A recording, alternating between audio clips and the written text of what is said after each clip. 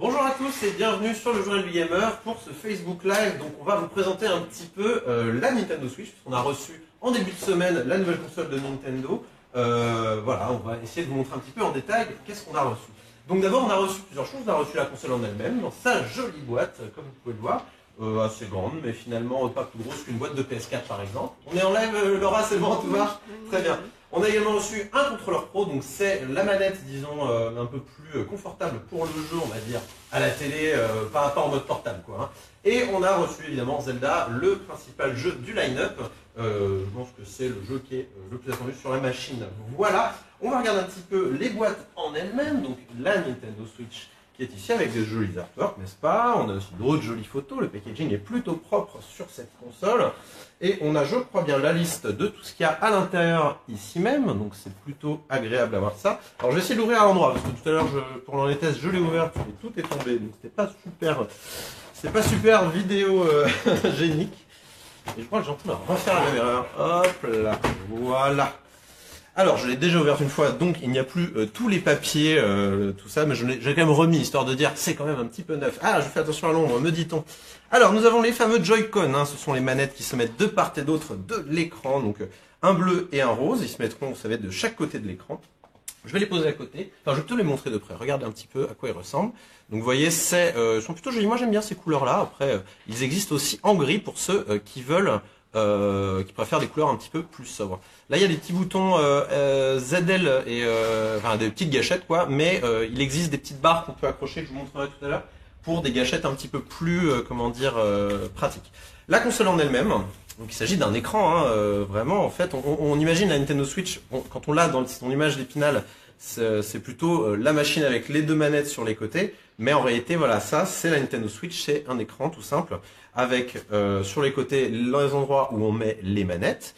Ici, l'endroit où on met la carte, c'est la carte de jeu en fait, hein, qu'on mettra ici tout à l'heure, hein, on mettra Zelda, vous verrez. Ici, vous avez le plus, le moins pour le son. Ici, vous avez le bouton pour l'allumer. Et en dessous, vous avez voilà, le port USB type C. Qui sert donc soit à la charger comme une console portable, soit en fait c'est tout simplement le port qui vient se mettre quand on la met sur le dock. Je la mets de côté. On va regarder les autres accessoires qu'il y a dessous, puisqu'il y a d'autres choses. Donc pareil, hein, j'ai déjà déballé, c'est mieux rangé que ça habituellement, mais voilà. Donc ceci, ce sont les petits, comment dire, des petits embouts en fait qu'on va mettre sur les Joy-Con une fois qu'ils sont séparés. Donc vous voyez, il y a un petit plus écrit ici. Ça permet de savoir sur de quel côté on le met. Et hop, et voilà, ça vous fait une petite manette pour le jeu à deux. Donc c'est plutôt pratique et ça se fait sur les deux, hein, bien sûr. Je crois que vous pouvez le mettre, je crois qu'il n'y a pas de sens. Voilà, il y a un moins ici et un plus là, donc ils ne sont pas affiliés à l'un ou à l'autre.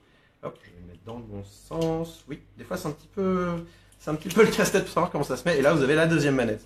Donc ce qui fait que la Nintendo Switch, on va peut-être montrer un peu plus près les boutons, ce qui fait que la Nintendo Switch, finalement, une fois sortie de la boîte, vous pouvez d'ores et déjà jouer à deux à différents jeux, donc en l'occurrence, par exemple à One to Switch, qui est donc un des jeux de lancement de Nintendo lui-même, ou bien par exemple à Bomberman, je pense que c'est peut-être le jeu multijoueur le plus intéressant du line-up.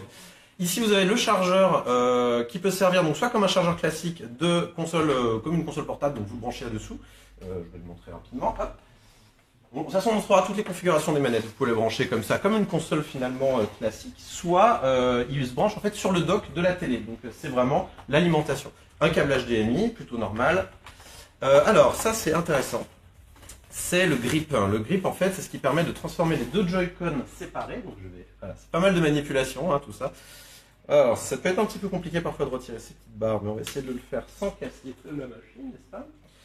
Hop, comme ça vous voyez, c'est pas aussi facile que ce qu'on nous montre dans les pubs. Hein. Vous voyez, dans les pubs c'est clac-clac, il n'y a pas de problème, mais là hein, c'est un peu plus compliqué. Et là vous avez la même chose, mais en fait avec deux gâchettes, je sais pas si vous le voyez bien à l'écran. Donc vous avez des petits emplacements et vous glissez tout simplement les Joy-Con alors dans le bon sens, comme ceci. Hop, voilà. Et vous voyez, il le reconnaît assez vite, hein. La communication se fait assez bien. En fait, hop, vous avez des petites diodes là qui s'allument pour montrer que oui, on a bien reconnu qu'il y avait une manette. Et là, ça vous fait une manette plutôt classique, bon, avec un look un peu chum, hein, on va pas se le cacher.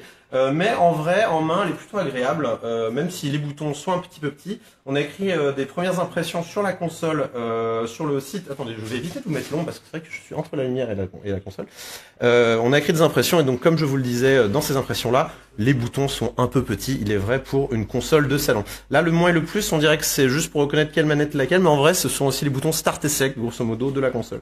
Vous avez aussi un bouton Home, ici, qui permet de revenir au menu principal, et vous avez un bouton pour prendre des screenshots durant les jeux, et ça, c'est plutôt une bonne nouvelle, parce que c'était toujours un peu embêtant pour partager, là où toutes les autres consoles maintenant font des systèmes de partage plus faciles.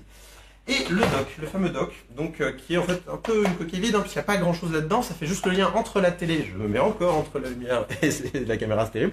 Donc il y a pas grand chose là-dedans, mais donc comme vous pouvez voir au fond, je ne sais pas si avec la lumière on le verra, mais il y a la prise USB type C qui permet de faire le lien et de streamer entre guillemets sur la télé. Et là vous pouvez ouvrir et vous avez le reste de la connectique. En l'occurrence, l'AC adaptateur, donc l'alimentation, un USB, c'est un USB en plus, il y a deux autres ports USB ici sur les côtés, et la sortie, enfin, l'entrée HDMI du coup, là où on branche l'HDMI sur la télé, donc c'est puisqu'on branche la Switch à l'intérieur. Donc la Switch en fait se met comme ceci, à l'intérieur du port, donc grosso modo, ce qui sera devant votre télé quand vous jouerez à la Switch. Sur votre télé, ça ressemblera à ça. Si j'y arrive, c'est pas. Ah, je la mets à l'envers, ça commence bien. Désolé, on n'a pas encore l'habitude avec cette console. Hop, voilà. Et donc la console ressemble à ça une fois devant votre télé. Donc ça, grosso modo, c'est la console en elle-même, le mode console de salon d'une certaine manière. Et évidemment, il est évidemment possible, je vais venir très rapidement, de brancher les Joy-Con sur le côté. Je vais vous montrer immédiatement. Donc imaginez votre console, elle est devant votre télé, elle est comme ça. Vous décidez de partir, par exemple, je vais encore une fois mettre du bon côté, vous décidez de partir pour jouer à l'extérieur, vous branchez le Joy-Con ici, vous le branchez là, et hop, vous pouvez emmener votre console, et là vous avez la console de manière un petit peu portative. Donc là, c'est, on va dire, la grosse PS Vita. Là, vous l'avez en mode grosse PS Vita, la console, qui donc plutôt... Elle n'est pas si lourde que ça en vrai, elle est pas non plus légère, vu la taille de la console, c'est assez gros un jeu. On n'a pas de PS Vita pour faire le comparatif, mais c'est quand même beaucoup plus gros qu'une PS Vita. Du coup, l'écran est aussi assez agréable. Et comme vous pouvez le voir, à l'arrière, vous avez cette petite béquille qui vous permet en fait d'avoir un entre-deux. C'est-à-dire que c'est pas vraiment... Alors Nintendo appelle ça le mode semi-nomade. Donc en fait, c'est pas tout à fait un mode comme une console portable. C'est pas non plus un mode de salon. En fait, vous pouvez... Alors, la petite béquille qui est là, elle se détache. Si jamais vous mettez un choc dedans, elle va se détacher automatiquement et pour éviter que vous la cassiez, elle se remet évidemment, elle se reclipe. Donc vous pouvez la mettre comme ça, la poser debout, donc elle va être debout et en fait une personne peut jouer assis par exemple, peut jouer seul ou avec le grip à des jeux solo et par contre vous pouvez aussi jouer à deux à un jeu, voilà vous venez, vous allez chez quelqu'un, il n'y a pas de télé à l'endroit où vous êtes, je ne sais pas, vous êtes en pique-nique ou bien ailleurs, et ben vous pouvez jouer quand même à deux à des petits jeux ou à Mario Kart quand il sortira en avril par exemple. Voilà en ce qui concerne les différents types. Ah oui, et juste pour la béquille, c'est vrai que je la trouve pas d'une stabilité incroyable, je tiens à le dire. Quand je l'ai ouvert pour la première fois, elle est tombée. Mais c'est vrai que elle est pas non plus d'une stabilité ouf. Donc faites attention quand vous aurez tendance à utiliser ce mode semi-nomade. Allez, on va l'allumer. Je pense que ça fait... Ah non, attendez, on va l'allumer quand même. On va vous montrer la manette Pro. Qu'est-ce qu'il y a à l'intérieur? Donc la manette Pro, c'est grosso modo... la manette qui est, on va dire, la plus confortable pour faire du jeu comme une console normale de salon classique. Il n'y a pas beaucoup d'informations comparé à la boîte américaine où notamment il y avait la durée de vie annoncée de la batterie qui est de 40 heures, semble-t-il. Donc vous avez le câble, je crois que c'est l'USB type C encore, donc pour la recharger. Et aussi pour la synchroniser pour la première fois, vous la branchez tout simplement sur la console pour la première fois et elle va immédiatement reconnaître qu'il y a une manette. Ça marche plutôt bien. Après, faudra voir sur le long terme, parce que la synchronisation des manettes et des consoles Nintendo, ça a toujours été un petit peu galère. Alors, vous avez la manette Pro, qui est vraiment pas mal du tout. Parce que donc, je le répète par rapport à ce que j'ai écrit dans la preview de la console, c'est que les boutons sont vraiment plus gros, plus espacés, sont beaucoup plus agréables, surtout quand comme moi on a des grosses mains.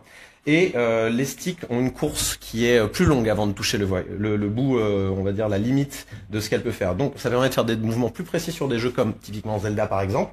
Vous avez aussi, contrairement au Joy-Con gauche, vous avez là vous avez 4 boutons, forcément parce qu'en fait quand vous jouez à la console comme une manette NES, il vaut mieux avoir 4 boutons qu'une croix, mais là vous avez du coup, comme elle se sépare pas en deux, il n'y a aucune raison de pas mettre une croix, donc Nintendo a mis une croix.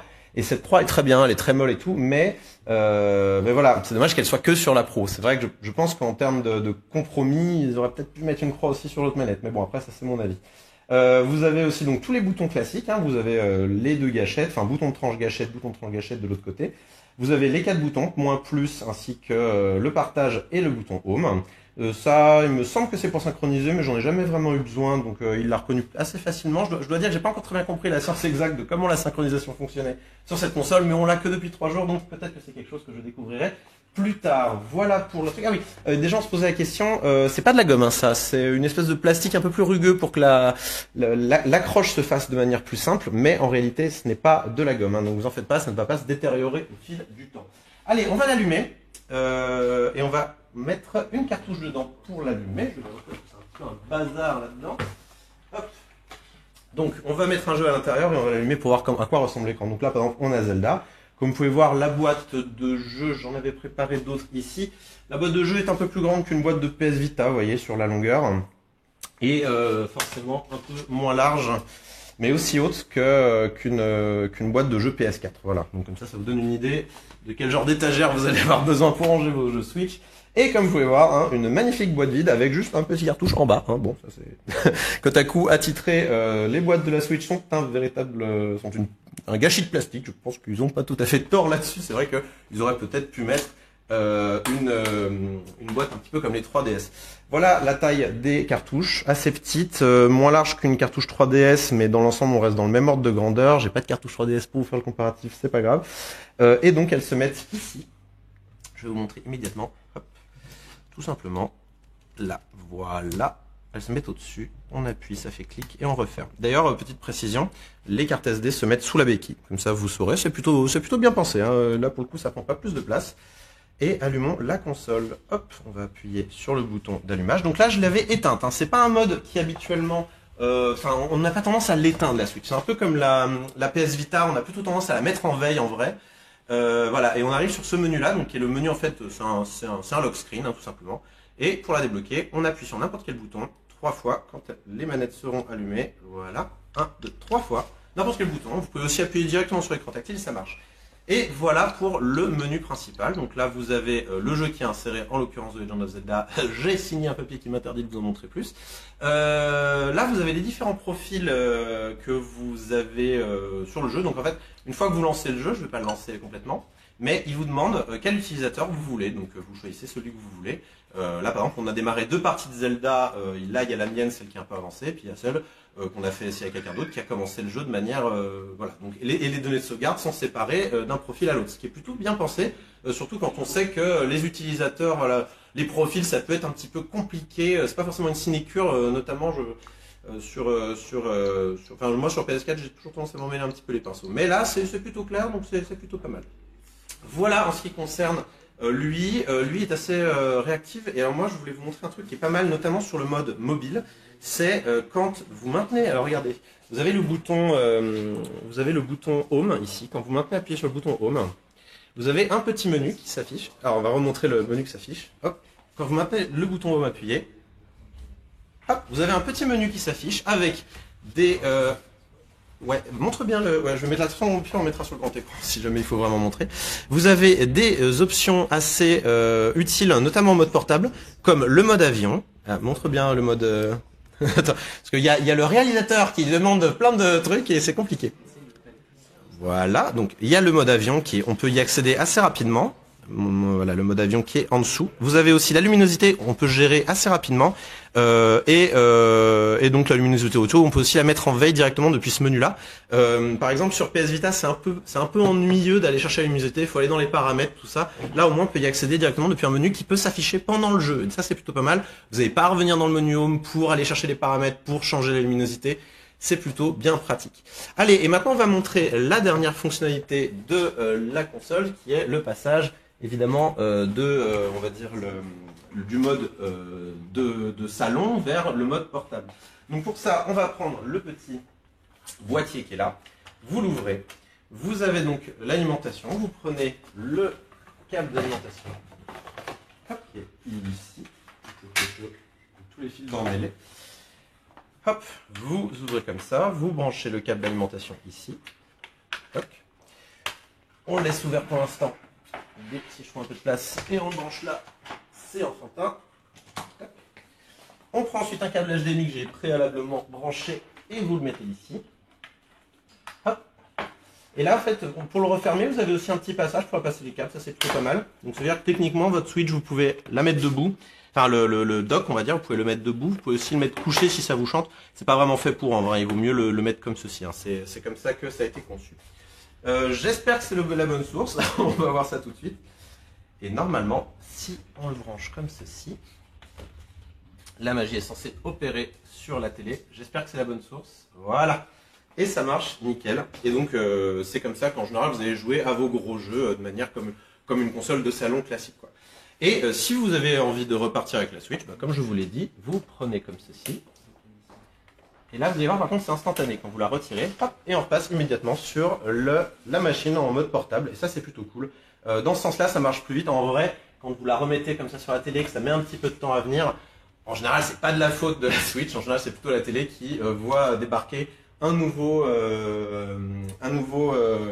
flux vidéo et qui met un petit peu de temps. Voilà, je pense qu'on a fait le tour en ce qui concerne la Switch. Je ne vais pas vous montrer les paramètres nécessairement, mais il n'y a rien d'énorme à voir hein, dans les paramètres pour l'instant, c'est assez classique. Est-ce qu'on a des questions, mon cher Gaël, qui ont été intéressantes? Alors, deux questions. Le prix de la console et on a beaucoup qui se posent la question, quels accessoires sont fournis, pas fournis avec la console? Il y a une guéguerre des prix en France sur la Switch, mais grosso modo, le plus bas que vous risquez de trouver à l'heure actuelle, ça sera 300 € avec le pack classique. Donc tout ce que je vous ai montré, donc il n'y a pas la manette Pro, la manette Pro est à part, elle coûte un peu cher, c'est 70 € la manette Pro. Donc on a donc 70 € pour la manette Pro. À voir si l'investissement vaut le coup, peut-être ne la prenez pas au début, voyez si les boutons vous conviennent, parce que peut-être les boutons vont vous convenir tout à fait. Moi je les trouve un petit peu petits à mon goût en ce qui me concerne. Peut-être qu'en ce qui me concerne, je vais craquer pour une manette Pro, mais c'est vrai qu'elle est bien, la manette Pro, je dois bien dire les choses. Après, peut-être que les contrôleurs classiques vont vous aller tout de suite. Le grip est contenu dans le pack, mais je crois qu'ils vont vendre un autre grip plus tard qui rechargera les Joy-Con. Parce que les Joy-Con en fait ont également une batterie à eux-mêmes. Enfin, ils ont une batterie chacun et ils se rechargent quand ils sont branchés sur la console. Et en l'occurrence, là, la console charge quand elle est sur le dock. Concernant la durée de vie de la batterie, c'est une question que je pense que vous posez. Elle est assez courte. On va pas se leurrer là-dessus, elle est assez courte. Elle est de 3 heures, voire un peu moins de 3 heures si vous jouez à un gros jeu type Zelda, avec la luminosité à fond et le Wi-Fi. Si vous jouez à un jeu plus, on va dire moins gourmand en énergie, il y a des chances que ça dure plus longtemps. De toute façon, Nintendo avait annoncé entre 2,5 et 6 heures. Je pense qu'on sera en effet dans cette fourchette-là, surtout du côté du 2,5. Gaël, est-ce qu'il y a une autre question? C'est tout de questions. Oui. Ah, donc bonjour monsieur, vous venez du Texas et je sais qu'au Texas vous êtes intéressé par la Nintendo Switch. Qu'est-ce qui vous plairait d'avoir au Texas? Alors j'ai juste une question au niveau des Joy-Con. Oui. Mais si c'est pas trop compliqué pour jouer juste avec un seul Joy-Con par personne. Si, mais comme pour la Nintendo à l'époque, quand on jouait en fait avec la Wiimote qui était mise à la verticale, on va dire que c'est pas le mode principal. C'est encore pire que sur la Wii si tu veux, c'est bien une réponse. Parce qu'en fait. Parce que dans la pub, on voyait les mecs qui étaient complètement. Les mecs qui faisaient des dérapages bleus sur Mario Kart sans problème quoi. Mais tu vois, regarde, prends cette Joy-Con, donc non, plutôt dans l'autre sens en fait, je me suis trompé. Tu peux voir aussi avec les. On va remettre les petits machins. Hop, je remets ça. Alors, tu vois, il faut que le plus soit aligné avec le plus. Donc là, tu glisses comme ça. D'accord. Hop. Voilà. Voilà, bah dis-moi ce que t'en penses. Donc là, tu joues avec ça, juste ça. Voilà. Bah, ce serait non. Pour moi, C'est non pour toi. Pour moi, c'est En tout cas, pour FIFA, c'est compliqué. Donc en fait, tu vois là, les boutons sont 3 à gauche, le stick est bien. Et toi, c'est l'inverse, le stick est 3 à droite. Et non, c'est déjà très ouais, mais c'est pour ça que je regarde. Par contre, ce qui est cool, c'est qu'ils aient pensé à mettre des petits trucs pour les sticks, mais ça reste vraiment. C'est très primaire, quoi. C'est très primaire et c'est pour du jeu, on va se dire, de fortune, jeu multijoueur de fortune. C'est vraiment pour jouer à du Bomberman, à des petits jeux 2D, peut-être à du Mario Bros en 2D, pareil. Mais typiquement Mario Kart, j'ai essayé, c'est compliqué de jouer avec ça à Mario Kart, mais c'est possible. Et on va dire que si le placement des boutons est pire que sur les Wiimotes. Oui. Par contre, comme il y a un stick et comme il y a des gâchettes, il y a quand même plus d'options au final. Donc on verra ce que ça donne. Ouais, ok, très bien. Voilà. Je repasserai peut-être pour une nouvelle question. Très bien, merci. Est-ce que Henri du futur vient Henri du futur? Oui. Bonjour Henri du futur. Est-ce que tu as des questions c'est important parce qu'on a des besoins au Texas, mais peut-être que dans le futur aussi, on a des questions à se poser. Moi j'en ai deux en fait. Vas-y. Si je l'achète donc au moment où elle sort, Ouais. je peux jouer à combien de jeux réellement, j'assure? Jeu sorti, si je ne m'abuse, 10. 10 jeux. Ouais. Ok, en comptant Zelda. Hein. En comptant Zelda, ouais. Parce Ok. que c'est un jeu, donc je le compte. Ouais, pas faux. Je sais que dans le futur on arrête de compter Zelda, mais. C'est le truc. Également quelque chose qui a été posé pas mal par les internautes, la définition de la tablette et Ouais. jusqu'à quelle définition je peux jouer sur ma télé. 1080p sur la télé, 720p sur la tablette. Impeccable, c'est concis. Moi pour l'instant j'ai pas de questions, je reviens si j'en ai pas. Très bien, merci. Merci. N'hésite pas Henri du futur. Alors, Voilà, on a encore une question de la part de Gaël du présent. Bonjour Gaël du présent. deux questions. Oui. La première, est-ce qu'un câble HDMI est fourni avec Oui. la console? Absolument. Et est-ce que, deuxième D'ailleurs, on l'a là, on question, peut voir la longueur du câble si vous voulez. C'est 1,5 m. est-ce qu'il est possible de recharger la console en jouant? Oui. Bah là par exemple, elle charge. Mais en mode portable, Oui. en mettant une batterie externe. par Absolument. Bah regardez. Ah oui, ça doit être possible. Bah en fait, regardez. Alors, je vais débrancher le socle. Ouais, c'est beaucoup de manipulation dans cette Switch quand même. Hop, on va débrancher l'alimentation. Et en fait, ça c'est votre chargeur. Donc par exemple, admettons, vous êtes dans l'avion. Hop. Et ben vous pouvez brancher votre Switch comme vous pouvez avoir votre Switch comme ça. Et mettre les deux Joy-Con. Bon là, il va falloir encore que je passe 3 plombes à retirer ça. Hop. Je maltraite cette Switch, hein, ça c'est terrible. Il y a l'essor de là, saleté, c'est pas comme dans la pub, ah ça veut pas. C'est terrible cette histoire. Qu'est-ce qui se passe ma petite Switch? Pourquoi tu veux pas? Alors, j'ai peur de la casser en plus. On va nous en vouloir. Hop. Et hop. Donc là voilà, là elle est branchée, vous pouvez jouer comme ça. Donc, alors par contre, moi je trouve que c'est une erreur de design, c'est que la prise est en bas. Et quel est le problème avec ça? Bah, c'est que par exemple vous pouvez pas mettre là, vous pouvez pas mettre ça en fait, vous pouvez pas mettre la petite béquille. Là, il y a un problème, monsieur, il y a un problème. Vous ne pouvez pas la mettre sur une table et la brancher par en dessous. Ça, c'est pas possible. Ça, c'est un petit peu dommage. Hein. Je pense que la mettre en haut, ça aurait été plus malin. Par contre, oui, comme c'est de l'USB type C, vous pouvez tout à fait acheter un câble qui est type C en haut, USB en bas, et vous branchez dans l'avion, le brancher sur une batterie portable, etc. Voilà pour les questions. Est-elle équipée d'un appareil photo Non. Non, d'accord. Mais je suis pas sûr, j'ai pas encore pu essayer, mais il me semble bien qu'il y a un... comment on appelle ça? Attendez, on va le remettre sur ça. On va le remettre ici. Il me semble bien qu'il y a de quoi... on peut prendre des screenshots et les mettre sur une carte SD, les transférer sur un ordinateur, et je crois même qu'il y a de quoi faire quelques modifications, comme mettre du texte en gras pour faire les donc même c'est intéressant, c'est important pour les internets, pour les faire rire. Voilà pour cette présentation de la Nintendo Switch, j'espère qu'elle vous aura plu. On a certains papiers qui arrivent, donc on a notre preview Switch qui est déjà disponible sur le journal du geek, je vous conseille d'aller la lire. Je vous explique comment c'est cool pour y jouer aux toilettes notamment. On a la preview de Zelda qui arrive demain. On vous racontera pas tout, hein, le test arrivera la semaine suivante. Mais on vous racontera grosso modo comment c'est une coupe claire dans la série. On aura le compte rendu final de la Switch le 1er mars et le test de Zelda qui arrivera lui le 2 mars avec une note en bonne et due forme. Voilà. Et ben merci de nous avoir suivis. On se retrouve pour un autre live, je sais pas quand. Peut-être pour encore un pro Nintendo ou une autre console. Peut-être encore avec Henri du futur, Mathieu du Texas et Gaël du présent. Je ne sais pas. Voilà, on a créé un univers au sein du GDG. Je vous embrasse.